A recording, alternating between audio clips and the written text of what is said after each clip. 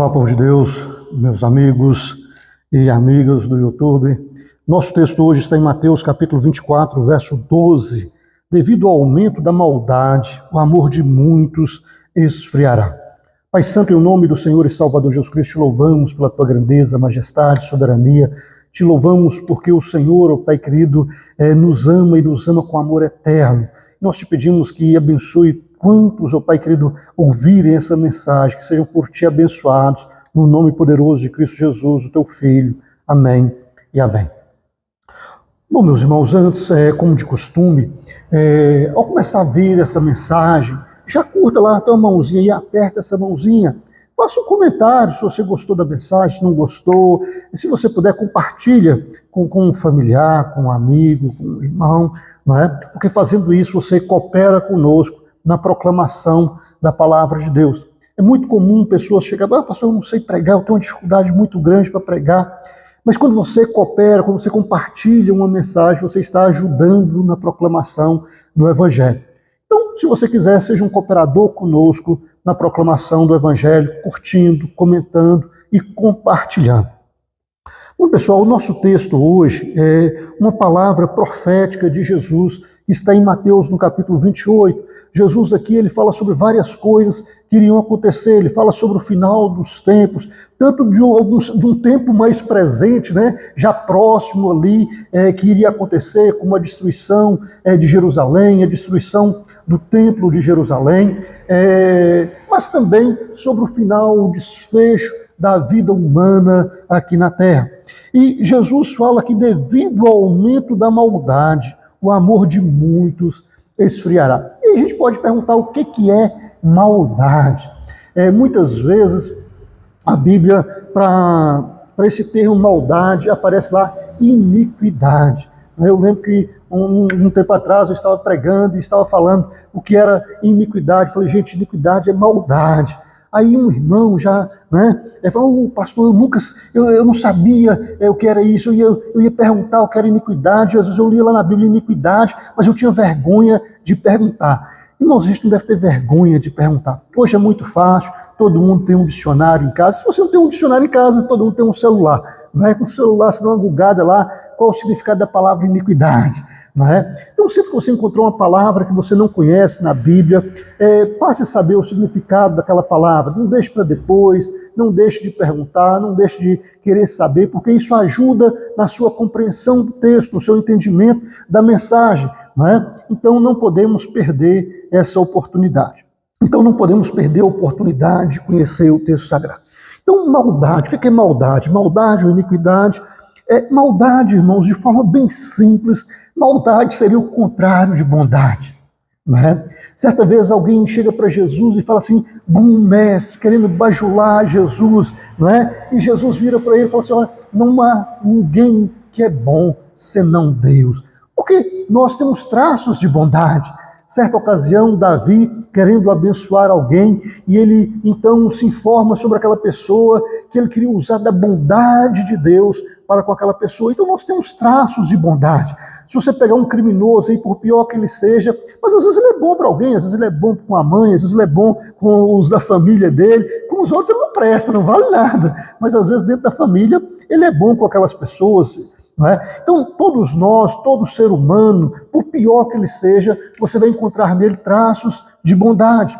Às vezes a pessoa é ruim com muitas coisas, mas ele vai ser bom com uma criança, ele não admite uma criança ser maltratada, uma criança... Não é? Então, são traços de bondade. Então, nesse sentido de absoluto, só Deus realmente é bom. Nós temos traços, nós temos lampejos dessa bondade de Deus em nós. Mas quando Deus criou a humanidade, quando Deus criou Adão e Eva, a palavra de Deus nos fala que a imagem de Deus os criou, homem e mulher os criou. Ou seja, eram pessoas cheias da presença de Deus, impregnados dos valores celestiais. Não é como nós hoje, é uma humanidade já corrompida pelo pecado, porque eles não conheciam ainda o pecado, eles não tinham dado lugar ainda à maldade, não tinha ainda se materializado nas suas vidas. Então, o que eles tinham como modelo era a bondade de Deus, era a presença de Deus, eram os recursos de Deus. Deus. Então eles eram bons um com o outro. O esposo era um bom esposo, a esposa era uma boa esposa, né? E daí por diante, era bom com os animais, né? Ou seja, não agredia os animais, não machucava os animais, porque eles estavam cheios da bondade de Deus, o pecado não tinha entrado nas suas vidas. Então eles eram bons. Então, pastor, qual o primeiro ato de maldade que a Bíblia relata? Irmãos, o primeiro ato de maldade que a Bíblia relata não está escrito lá, ato de maldade. Mas se você tiver um pouquinho de percepção, você vai entender que o primeiro ato de maldade que a Bíblia relata é quando Adão e Eva, eles recusam a bondade de Deus para atender uma proposta maligna do inferno, do diabo, para as suas vidas. Então, o primeiro ato de bondade foi rejeitar a bondade de Deus.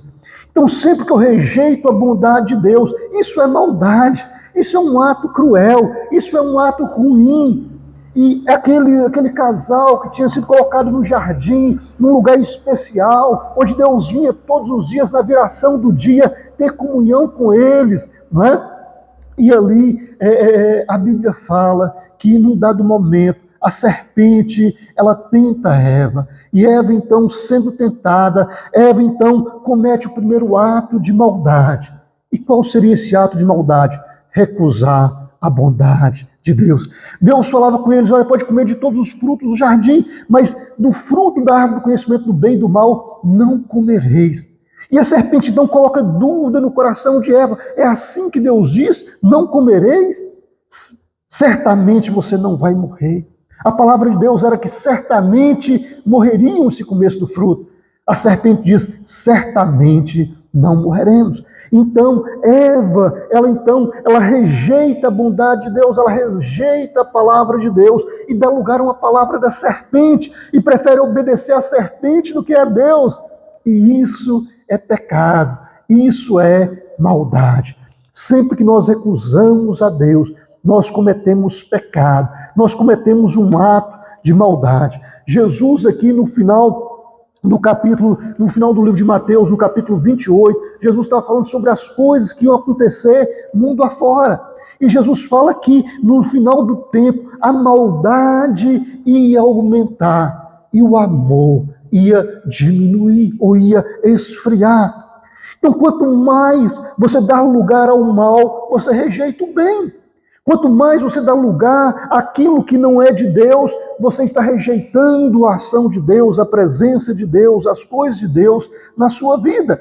Então Jesus fala que no final dos tempos a maldade ia crescer, a maldade ia aumentar. E como que nós percebemos isso? Se a gente for olhar a escalada do mal na história da humanidade, nós vimos ali o primeiro ato de maldade, que foi o ato de Adão e Eva de rejeitarem a Deus, mas dar lugar assim à voz da serpente. Mas na sequência, depois você vê um segundo ato de maldade, que é quando Caim, ele tinha inveja do seu irmão. O seu irmão agradava a Deus, a vida do seu irmão agradava a Deus, as escolhas do seu irmão agradavam a Deus. Já as escolhas de Caim eram ruins, a maneira como Caim procedia era ruim. E Deus fala com ele, Caim, se procederes bem, você também vai ser aceito. Se você tomar as decisões corretas, se você fizer as escolhas corretas, você também vai ser aceito, você também vai ser abençoado. Mas aí nós vemos então que a palavra do Senhor nos relata que Caim então, ele se levanta contra o seu irmão, ele agride o seu irmão e mata o seu irmão, porque o seu irmão era aceito diante de Deus. E ele, Caim, não era. As escolhas dele eram escolhas ruins. As escolhas deles eram escolhas perversas. As escolhas deles eram escolhas malignas, de tal maneira que ele tira a vida do seu próprio irmão. Então a gente vê a escalada do mal dentro da humanidade. Né? Mais para frente, você vê a destruição da humanidade daquela época por meio do dilúvio. E sempre também o amor de Deus, a bondade de Deus, dando alternativa para o homem, dando oportunidade para o homem. No caso de Caim, Deus falava com ele, Caim, eis que o mal está à porta, mas cabe a você dominá-lo, cabe a você decidir se você vai dar lugar ao mal ou se você vai dar lugar ao bom. Então a escolha é nossa, nós podemos escolher se vamos dar lugar a Deus, ou se vamos dar lugar ao diabo, se vamos dar lugar ao bom que é Deus, ou o mal e o maligno que é o diabo. Então a escolha é nossa, não é? E nós somos responsáveis pelas nossas escolhas, e as nossas escolhas têm consequências. Então, depois de Caim, o outro grande ato de maldade foi exatamente porque a maldade cresceu no coração. Já um outro moço lá matou outras pessoas, matou 2 jovens lá que se levantou contra ele, que falou alguma coisa que ele não gostou, e ele já matou, e ele começou ainda a se exaltar. Caim matou um, então eu matei não sei quantos aqui. Ou seja, a gente vai vendo a escalada do mal, o mal progredindo na história da humanidade. Até chega um ponto que a Bíblia fala que todo desígnio do coração do homem era mal. O que isso quer dizer? Que todo desejo do coração da humanidade era ruim. As pessoas não tinham desejos bons, desejo de fazer o bem para o próximo, desejo de ser um instrumento de Deus para abençoar o outro, mas cada um só pensava em si, cada um só pensava em alcançar um espaço maior, em dominar sobre os outros, para colocar esse domínio sobre o outro, oprimir o outro, massacrar o outro, tirar dele o direito, tirar dele as coisas e tomar dele a força, porque então a Bíblia fala que todo o intento da humanidade naquela época era mal. Mas Deus falou, olha, Noé construiu uma arca, e não só construiu a arca, mas proclama que você está construindo uma arca para a salvação, que todo aquele que entrar na arca vai ser salvo, mas quem se recusar vai ser condenado, vai ser destruído com esse mundo. E o pessoal não acreditou, e Noé construindo a arca, e o pessoal, o que é isso que está fazendo? É uma arca. Que arca é essa? É uma construção gigantesca aqui, para que todo mundo que entrar aqui seja salvo. E as pessoas provavelmente zombavam dele, ridicularizavam, né? Mas Noé continuou construindo a arca. E quando chegou o momento da chuva, entrou os animais, entrou na arca, e as pessoas viram os animais entrando na arca, mas mesmo assim o coração deles endureciam para não entrar na arca, porque o intento do coração de cada um era maligno, o intento do coração de cada um era mau, ninguém pensava no outro, ninguém pensava no próximo, ninguém pensava em fazer algo para além de si. Então, cada um só olhava para o seu próprio umbigo, para as suas próprias necessidades, não é? E Noé então proclamava, gente, entrem na arca e sejam salvos, entrem na arca e sejam salvos. Ninguém quis entrar, exceto Noé, a sua esposa, os 3 filhos dele e as 3 esposas. E então veio a chuva. E a palavra de Deus fala que Deus fechou a porta da arca. Ninguém tem o direito de fechar a porta da salvação. Eu não tenho esse direito. Noé não tinha o direito naquela época. Noé teve o direito de construir a arca. Noé foi chamado para construir a arca, mas Noé não foi chamado para fechar a porta. Quem fecha a porta é Deus. Quando esgota o tempo, quando acaba o tempo da graça, quando acaba o tempo da oportunidade, Deus fecha a porta. E a palavra do Senhor nos fala em Apocalipse que a porta que Deus abre, ninguém fecha. Mas a que Deus fecha também, ninguém abre. Então, esgotou o tempo, Deus deu tempo, Deus não é cruel, Deus não é ruim, pelo contrário, Deus é bom. Jesus nos ensina que Deus é bom, que em Deus não tem mal algum, não tem nada de ruim em Deus, não é? Então Deus é bom, Deus não queria que ninguém fosse destruído, Deus não queria que ninguém fosse condenado, Deus não queria que ninguém sofresse, mas a escolha são nossa, e Deus respeita a nossa escolha, e aqueles que entraram na arca foram salvos.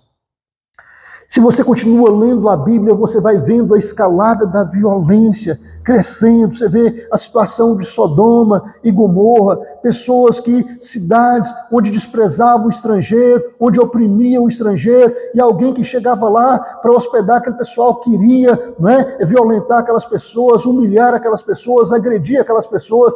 Foi assim que aconteceu, inclusive, com os anjos que foram enviados por Deus até aquela cidade, até a casa de Ló, e as pessoas daquela cidade queriam pegar os anjos, confundindo ele com homens, queriam pegar eles para abusá-los, porque essa era uma prática daquela cidade, uma prática de desrespeito ao estrangeiro, de falta de amor para com o estrangeiro, de falta de acolhimento para com o estrangeiro, e eles queriam então humilhar as pessoas que chegavam até eles.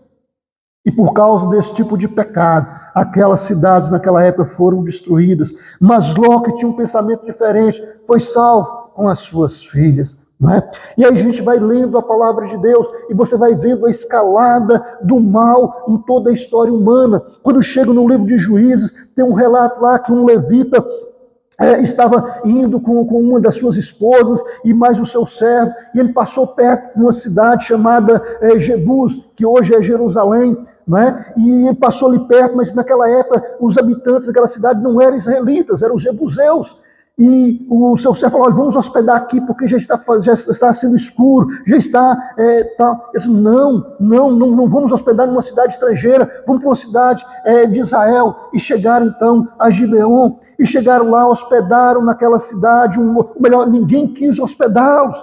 Ou seja, na cidade estrangeira que ele não quis hospedar, ele nem sequer entrou lá, porque ele desprezou aquelas pessoas, ele discriminou aquelas pessoas por serem pessoas de outra linhagem, de outro povo, e foi para uma cidade do povo dele, que era do mesmo povo, que era da mesma religião, que era do mesmo pensamento, e quando chega lá naquela cidade, ninguém os hospeda, por eles serem estrangeiros, embora fossem do mesmo povo, mas não eram da mesma cidade, e por causa disso não foi aceito. Mas um estrangeiro que estava naquela cidade, que morava naquela cidade, se condoeu dele e levou para a sua casa. Mas quando chega a noite, é exemplo de Sodoma e Gomorra, os homens daquela cidade cercaram aquela casa e queriam aquele homem para abusar dele, porque era uma prática que as pessoas em alguns locais faziam em relação ao estrangeiro, para mostrar para o estrangeiro que ele não era bem quisto naquele lugar, que ele não era bem visto naquele lugar. Então abusavam daquela pessoa, abusavam dele sexualmente, abusavam dele de todas as maneiras para humilhar aquela pessoa. Você vê que o mal só vai crescendo, só vai piorando, só vai se tornando pior. E aí a Bíblia depois dá um desfecho para isso. Nós não vamos contar aqui, isso vai ser momento para uma outra pregação, mas em decorrência desse pecado, a gente vê que morreu milhares e milhares de pessoas por causa dessa maldade, por causa desse crime, por causa dessa violência que foi cometida. E você vai vendo a escalada do mal em toda a história da humanidade, em todas as épocas, nas guerras e tal, e daí por diante. Até quando chega em Apocalipse, nós vemos então essa situação da violência crescendo, da maldade crescendo. Ah, pastor, mas onde Apocalipse fala dessa maldade crescendo? Irmãos, como eu disse, é a maior maldade que existe e que através dessa que todas as outras maldades vêm, é você rejeitar Deus.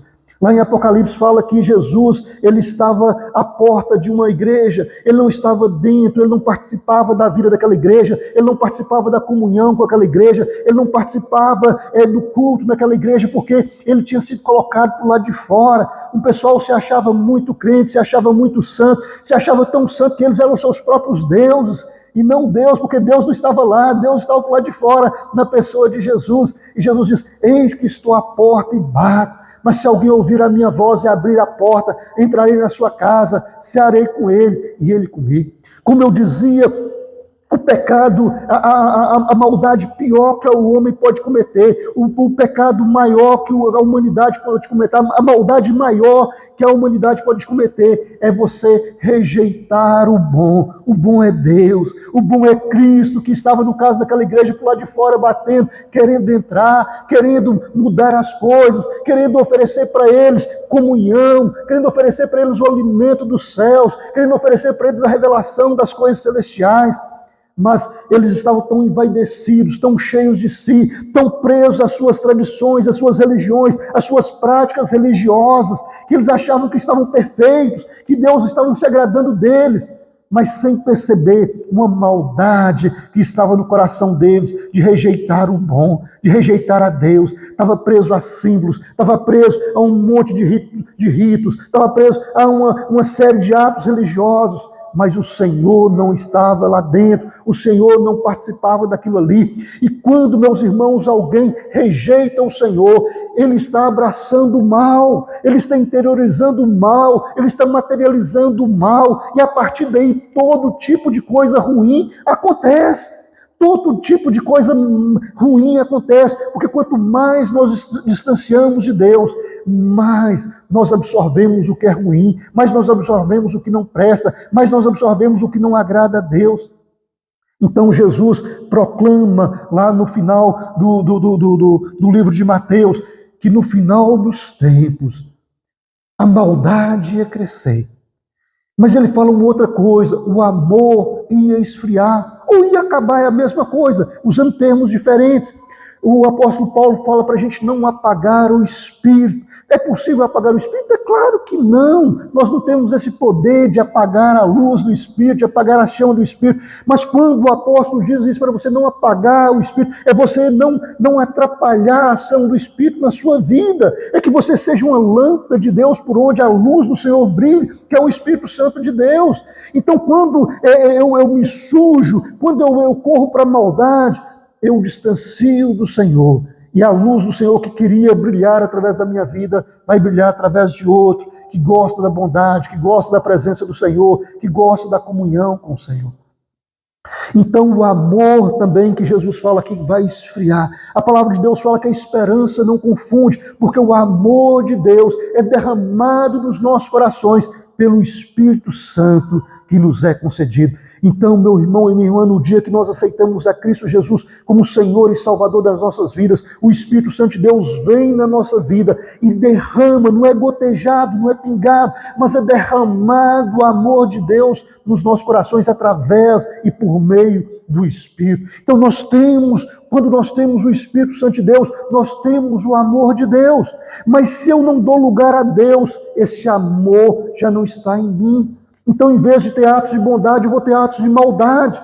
Então, quanto mais cresce o mal, mais o amor diminui. Nós vivemos tempos terríveis, tempos cruéis, tempos de violência. Algum tempo atrás, as pessoas roubavam alguém, mas ele pegava ali o bem que ele queria, ele não machucava a pessoa, se a pessoa não reagisse, ele não machucava a pessoa, ele não agredia a pessoa além do próprio ato de ser roubado, não é? Ele não agredia, ele não machucava a pessoa fisicamente.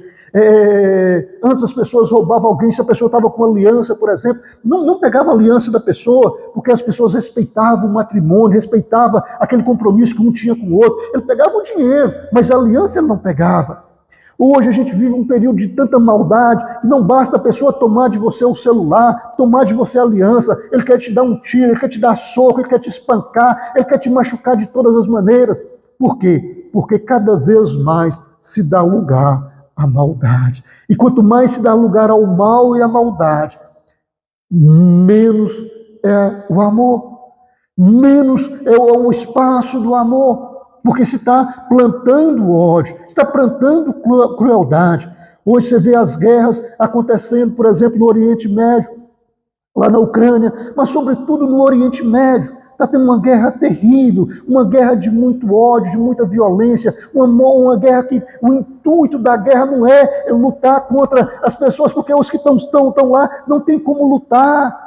É comprovado que a liderança, que os terroristas ou já foram mortos ou não estão mais lá no local. Então você jogar bomba sobre hospitais, você jogar bomba sobre escolas, você jogar bomba sobre lugares da ONU, isso é ato de maldade, de crueldade, isso não é ato de guerra não, isso é ato de extermínio, isso é fruto da escalada da maldade de pessoas que não têm Deus no coração, das pessoas onde Deus não reina nas suas vidas, não importa que nome que eles tenham, se tem nome de filho de Deus, se tem nome de herança de Deus, Deus não está neles, do mesmo jeito que Jesus não estava naquela igreja lá no Apocalipse, porque Deus não está no mal. É muito fácil, meus irmãos, saber o lugar onde Deus está e o lugar onde Deus não está, o lugar onde se pratica a injustiça, onde se pratica a violência, onde se pratica o extermínio, onde se pratica... Deus não está nesse lugar, é muito simples.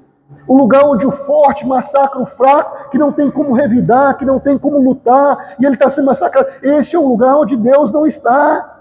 É muito fácil a gente ter esse discernimento. A gente não pode ser bobo, a gente não pode ser guiado pelas ideologias de guerra, pelas propagandas de guerra, pelas coisas. Nós vivemos um período onde os dias são maus, onde o mal tem crescido e o mal só cresce, onde não se dá lugar para Deus, O mal só cresce onde não se dá lugar ao lugar da presença de Deus, ao lugar da manifestação de Deus, ao lugar do agir de Deus. Porque quando se dá lugar ao agir de Deus, meus irmãos, é a bondade que acontece, é o amor que acontece. Não há um pensamento apenas no seu próprio umbigo, nas suas próprias necessidades, mas há um pensamento em socorrer o fraco, em abençoar a pessoa, em ajudar o que está caído a se levantar, em ajudar aquele que está tendo dificuldade a se reencontrar na caminhada, a se reposicionar na caminhada. Então, meu irmão e minha irmã, o amor diminui onde o mal cresce. O mal cresce onde Deus não está presente, onde Deus foi colocado para fora. A escolha é nossa. Como Deus falou, Caim, eis que o mal está à porta, mas cabe a você decidir se ele entra ou não. Muitas pessoas deixou o mal entrar e colocou Jesus para fora, e colocou Deus para fora. Mas agora você tem a escolha, como Caim teve a escolha. Se você quer na sua vida de Deus, Jesus, você vai praticar o amor, você vai viver o amor, você vai praticar a bondade, você vai trazer os valores dos céus aqui para a terra para abençoar outras pessoas. Mas se você rejeita a Deus, é a maldade que vai te guiar, é a maldade que vai te conduzir, e os seus atos serão malignos. Então, meu irmão, escolha Deus na sua vida, escolha o Senhor no seu coração. Diz quem vai entrar na sua porta: Deus, entre na minha porta, entre na minha vida, entre no meu coração, seja o meu Salvador e Senhor, que a bondade do Senhor abunde na minha vida, que o amor do Senhor transborde na minha vida, que os valores dos céus transbordem na minha vida, que eu seja guiado pelo Senhor, guiado pelo teu Espírito, para levar esse amor do Senhor para outras pessoas, para levar essa luz do Senhor para outras pessoas, para levar esse alimento do Senhor para outras pessoas. Pai querido, que o amor cresça, que o amor venha se expandir e que o mal venha encolher, venha reduzir e não o contrário. Porque assim nós te pedimos e te oramos em um nome do Senhor e Salvador Jesus Cristo. Meu irmão, minha irmã, que Deus em Cristo te abençoe poderosamente.